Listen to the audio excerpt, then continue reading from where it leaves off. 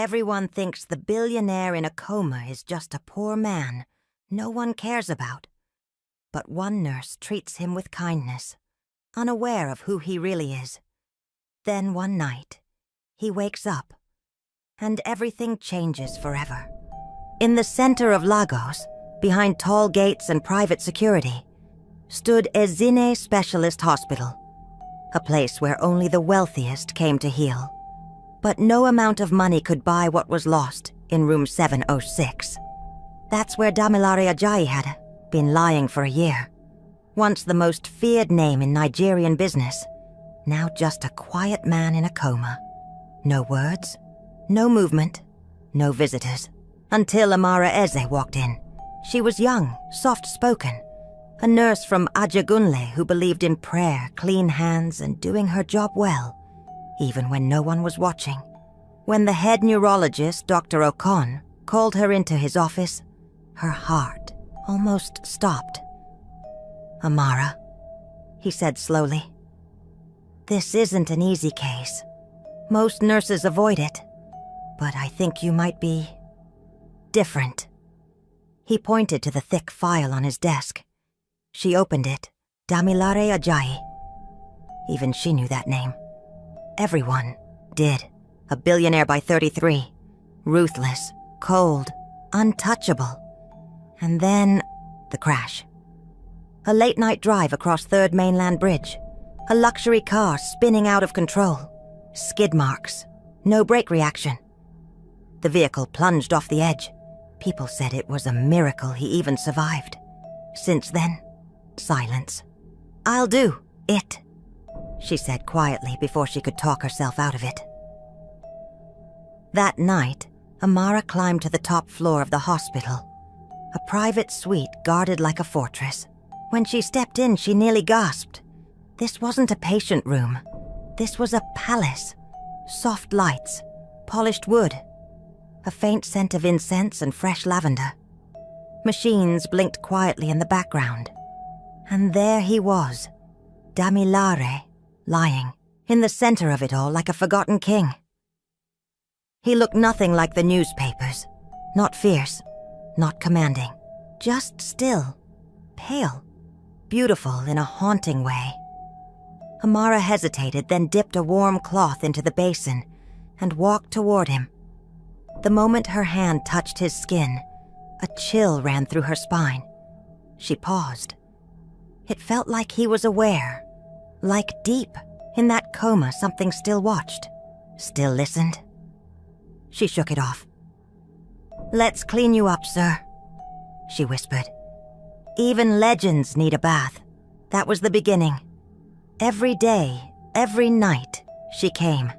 She washed him gently, spoke to him softly, told him stories about her day, complained about the nurses who gossiped, laughed about how Dr. Yusuf always stole her chin-chin from the break room. "You know," she murmured one morning while adjusting his sheets, "sometimes I talk just to hear myself." No answer, of course.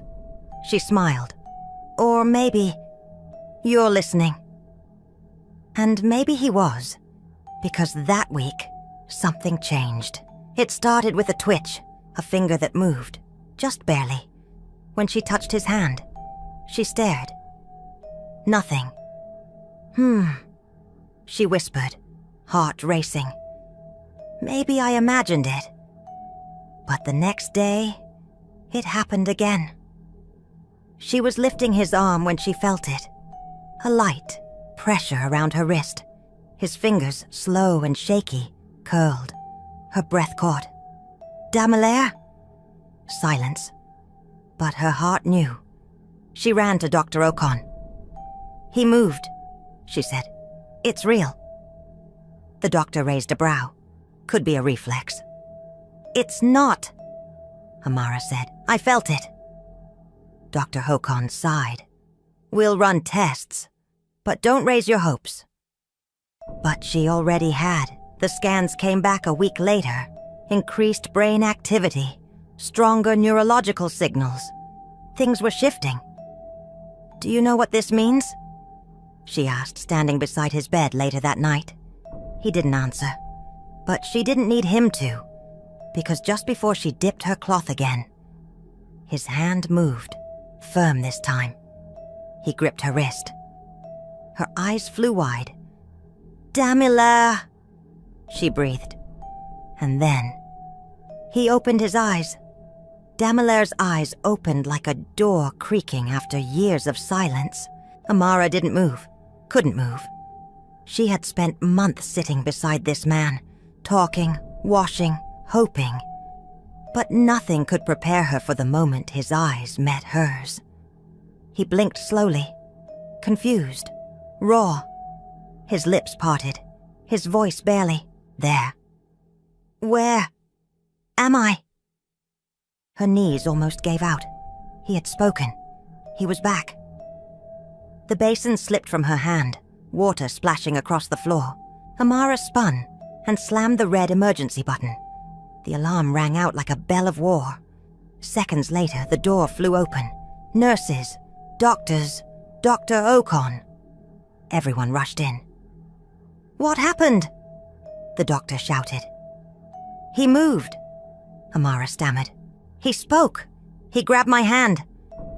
Dr. Ocon leaned over the bed, checking vitals, pupils, response. It was all real. He turned, eyes wide. "Get the neurological team. Now!" But in the middle of the chaos, Damilaire's eyes found hers again. He didn't look away. Machines beeped. Lights flashed. Questions were thrown at him. "Do you know your name? Can you hear us? Do you know what year it is?" But no matter who asked, he kept glancing back to her, like she was his anchor. Amara stepped closer, barely breathing. "Damilare," she whispered. "Do you remember anything?" He stared at her, eyes heavy with confusion. Silence stretched between them. Then, slowly, his fingers moved again. He reached for her hand, weak but sure. His grip closed, around hers like he had done it 100 times before. Dr. Ocon noticed. "Damilare, do you know who this is?" He didn't answer immediately, but his gaze didn't waver. "I don't know," he murmured. "But I feel like I should." A chill ran through Amara's body. He couldn't remember her, but his spirit did. The next few days moved fast. Physiotherapy, speech assessments, emotional check-ins. The city's media buzzed with whispers. Damilare Ajayi is awake. The sleeping billionaire has returned. But he wasn't the same man they remembered. He was quieter now, slower. But inside him, a storm was growing. He couldn't remember the crash. No details, just flashes. And the more the doctors asked, the more restless he became. Dr. Ocon sat with him one afternoon. "Let's try again," he said gently. "What's the last thing you remember before waking up?" Damilaire rubbed his temples, frustration written across his face. I don't know. Just flashes, pieces that don't fit." "Tell me." He took a deep breath, closing his eyes. "I remember a feeling," he said slowly. "Like something was wrong. Like I wasn't supposed to be there." Amara sat in the corner, still and quiet. Damilaire's fingers twitched. "I saw headlights," he whispered. "Bright, then black." Dr. Ocon sighed. "It's normal. Sometimes trauma blocks memory. It might return, or it might not." But Amara, she had a feeling. That night, long after the halls had quieted, she went back to his file. She had seen it before, but this time she read it with sharp eyes. Brake failure. But not wear and tear, not a malfunction, deliberate tampering. Her heart pounded. This wasn't just a car crash. Someone wanted him gone. And if they tried once, they could try again. She closed the file slowly. He needed to know. Damilaire's recovery was nothing short of a miracle. Within weeks of waking up, the man who once lay frozen in a hospital bed was now sitting up eating on his own and stringing together full sentences. But the road wasn't easy. His legs were stiff. His muscles had forgotten how to move. The therapists pushed him hard, but it was Amara who pulled him through.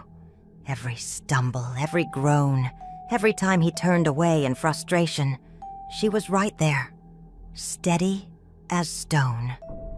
"I can't do this," he muttered one morning, gripping the cold metal of the parallel bars, sweat running down his temple. "Yes, you can," Amara said calmly, standing beside him.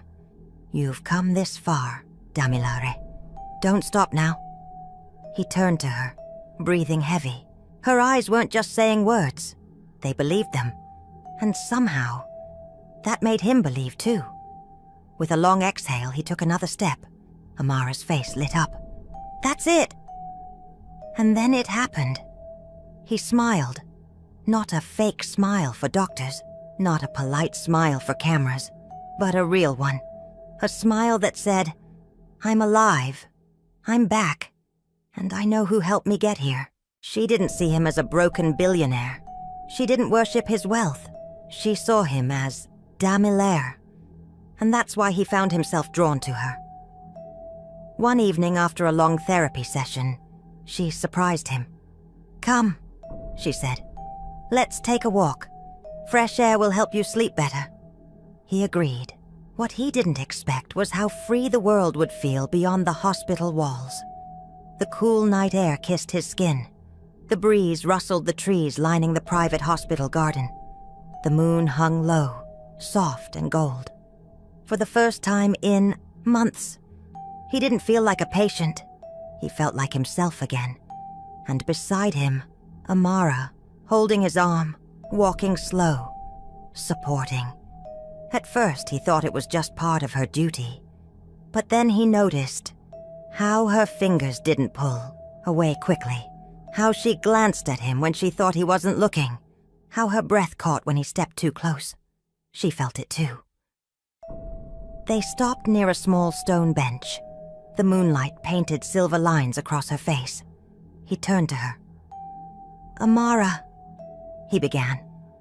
She opened her mouth, but before she could speak, he reached for her hand, gently, intentionally. Her lips parted in surprise. Her eyes searched his face. "I don't remember anything about my old life," he said quietly. "But I know this." She waited, heart thudding. "I trust you." Her breath caught, and she didn't let go. But peace never stays long. That night, sleep didn't come easy. Damilaire tossed and turned, mind racing. Then, like a flash of lightning, a memory exploded in his head. The road was dark. The rain was loud. The windshield blurred. His hands were on the wheel, tight. His mind clouded from a meeting that had ended too harsh, too bitter.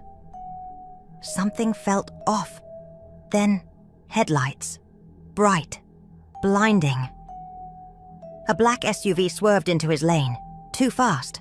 He turned the wheel. The tires slipped. The brakes didn't work. His pulse slammed through his chest.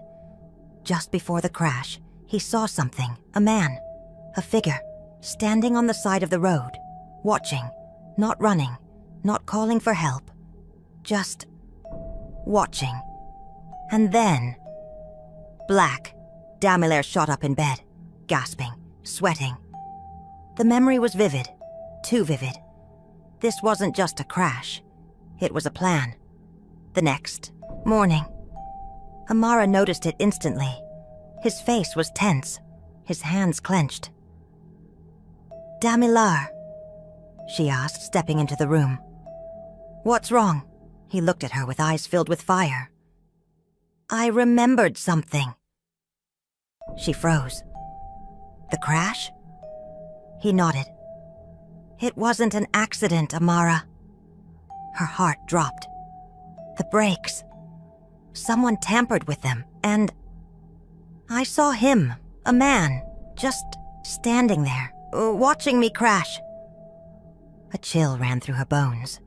Everything she feared was real, but one question burned louder than the rest. Who did this, and why? For 2 days, Damilare said almost nothing.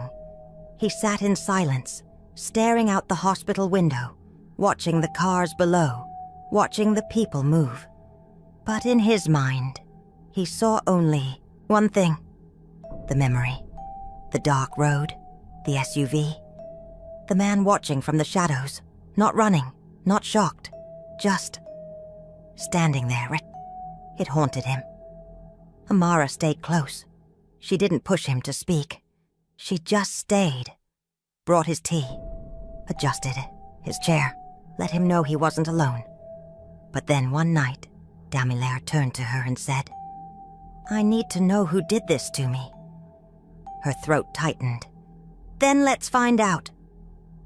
They started with his accident file. Amara went back through the old records, this time with a different eye, a sharper one.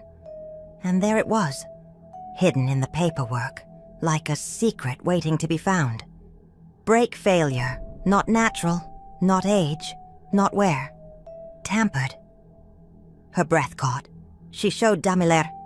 They both sat, in silence, staring at the word. The truth felt heavier than any bandage. Who would do this?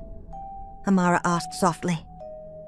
He didn't speak, but she saw something dark flicker behind his eyes. A thought he didn't want to say out loud. They kept digging. Emails, company records, personal messages, board meeting notes. And then they found it. A money transfer. Large, suspicious, clean on the outside, dirty underneath. Sent just days before the accident to a man named Felix Adepoju, a criminal. A name attached to staged accidents, fraudulent schemes, and government bribes. The sender, Nosa Ajayi, Damilare's half-brother. The silence in the room became unbearable. His hands gripped the chair. His jaw tightened. "It was him," he said, voice low. Amara stared, her chest tight. "Are you sure?" He nodded slowly. Nosa had always been jealous, always bitter, always hidden in Damilare's shadow. When their father passed, it was Damilare who got the company, the name, the legacy. Nosa had gotten silence, until now. "Damilare," Amara whispered. "He tried to kill you." His voice dropped to a whisper. "And now, I'm going to make sure he answers for it." They planned everything carefully. No anger, no explosions, just calm, smart revenge. A call was placed, a meeting arranged, one Nosa couldn't resist. They told him Damilare was recovering and wanted to see him, one-on-one. No doctors, no guards, just family. The trap was set, that night inside the family mansion in Ikoyi, the same place where Damilare had once grown up. The air was thick with old money and old lies. Nosa sat in the dark study, swirling his drink. He didn't look surprised when Damilare walked in. Well, he said, smirking. "The ghost rises." Damilare didn't smile. "Why did you do it, Nosa?" Nosa laughed, cold, smooth, like he'd rehearsed it. "Why?" he said, standing up. "You really have to ask?" Amara stepped forward from behind Damilare. "You tried to kill your own brother? For what? For a seat at the table?" Nosa's face twisted. "For everything that should have been mine," he snapped. "You were always the chosen one, the golden boy. I was nothing but the leftover." "You tried to murder me," Damilare said, stepping closer. "You hired a criminal to end my life." Nosa raised his glass. Guess it didn't work. Shame. Amara clenched her fists. "You don't even regret it, do you?" Nosa smirked. "No. I regret not finishing the job." And right then, the doors burst open. 2 officers in plainclothes stepped inside. "Nosa Ajayi," one of them said, flashing a badge. "You're under arrest for attempted murder." Nosa's face drained of color. He spun around to Damilare. "You set me up." Damilare tilted his head. "Calm. No, brother. You did this to yourself." Nosa shouted, fought, cursed. But the cuffs clicked anyway. And as they dragged him out of the mansion, kicking and screaming, a strange silence returned. This time it wasn't pain. It was peace. Justice had come. And the shadow hanging over Damilare's life was finally gone. The Carter estate, once cold and quiet, now felt warm. The shadows had lifted. The lies were buried. Justice had been served. But one thing still lingered between Damilare and Amara. The unsaid. She was still his nurse, his friend, his miracle. But neither had spoken the full truth of what they felt, until one night, everything changed. Amara walked into the dining room and froze. The table was set with soft candlelight, 2 plates, rose petals, wine chilled in a silver bucket. The skyline of Lagos glittered behind the glass. Her heart skipped. "Damilare, what is this?" she asked, turning. He stood behind her, hands in his pockets, eyes soft but steady. "Dinner," he said. "Just us." Her chest tightened. So much had happened. Recovery, betrayal, justice. But now that it was quiet, this moment felt even scarier. They sat. She noticed how he watched her. Not like a man trying to impress, but like someone grateful, someone humbled. "You're quiet," she said, trying to tease. "That's rare." He smiled faintly, turning his wine glass in his hand. "I've been thinking." She raised a brow. Dangerous. But this time he didn't laugh. He looked her dead in the eyes. "Do you know how many people walked away when I was in that coma?" She didn't answer. She didn't need to. She'd seen it. His family, his friends, all of them. Gone. "But you didn't," he whispered. "You came. Every day. When I couldn't speak, move, or even blink, you still stayed." Her throat burned. She never thought of it as sacrifice, but to him, it meant everything. "You didn't just keep me alive," he said. "You gave me a reason to live." He reached across the table, his fingers brushing hers. "I have everything, Amara. Money, power, but none of it mattered until you." She smiled, eyes wet. "I love you," he whispered. And in that moment, everything changed.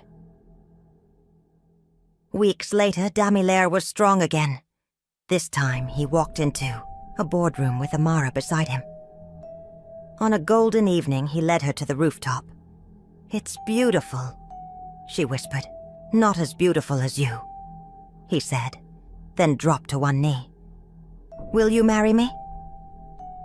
She gasped, then breathed, "Yes, 1,000 times yes." The wedding was a dream. Amara stood in her ivory gown, walking towards Damilare at the altar. Their vows weren't just words, they were truth. "I now pronounce you husband and wife," cheers roared, but Amara only heard his heart. Later they walked away from the noise. "No more pain," she whispered. "No more hospitals." He said, "I used to want a peaceful life," she said. "Now I want this life, with you." He looked into her soul. "You are the greatest thing that ever happened to me." And under the night sky, their story began. Love isn't about timing or gifts.